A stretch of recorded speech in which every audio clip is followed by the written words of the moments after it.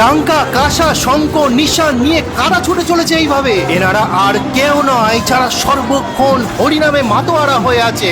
লক্ষ লক্ষ ভক্ত পাগল গোসাই হাতে কাপ মুখে হরিনামের মাধ্যমে ছুটে চলেছেন সেই বারুণী মেলার দিকে। শ্রী শ্রী হরিচাঁদ ঠাকুরের জন্ম আবির্ভাব তিথিতে সেই কামনা সাগর দিঘিতে পুণ্য স্নান করবার উদ্দেশ্যে তাকে শ্রদ্ধা জ্ঞাপন করবার জন্য তারাই হলেন মতুয়া, যিনি মানুষের মধ্যে কোন রকম জাতি ভেদাভেদ করেন না, জীবের মধ্যে যার দয়ার ভাব প্রবল এবং যিনি হরিনামে সর্বদাই নিষ্ঠার সাথে যুক্ত, তিনি মতুয়া। যিনি সর্বদা হাতে কাম মুখে নাম করে ভগবানের দিব্য নামের সংকীর্তনে সর্বক্ষণ মাতোয়ারা, তিনি মতুয়া।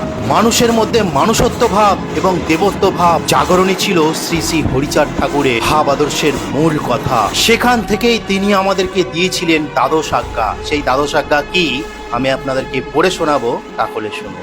1 নম্বর হলো সদা সত্য কথা বলিবে। দ্বিতীয় হলো পরস্ত্রীকে মাতৃজ্ঞান করবে। তৃতীয় হলো পিতামাতাকে ভক্তি করো। চতুর্থ হলো জগৎকে প্রেম করো। পঞ্চম হলো চরিত্র পবিত্র ব্যক্তির প্রতি জাতিভেদ করিও না।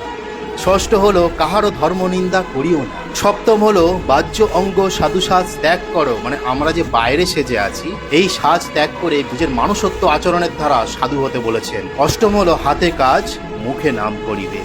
নবম হলো শ্রী শ্রী হরি মন্দির প্রতিষ্ঠা করো। দশম হলো ষড়রিপুর নিকট হইতে সাবধানে থাকিবে। ষড়রিপু আপনারা জানেন কি। একাদশ হলো দৈনিক প্রার্থনা করো এবং দ্বাদশ হলো ঈশ্বরকে আত্মদান করো। এই ছিল শ্রী শ্রী হরিচাঁদ ঠাকুরের দ্বাদশ আজ্ঞা। শ্রী শ্রী হরিচাঁদ ঠাকুরের কাছে শুধু নমশূদ্র মানুষ সম্প্রদায়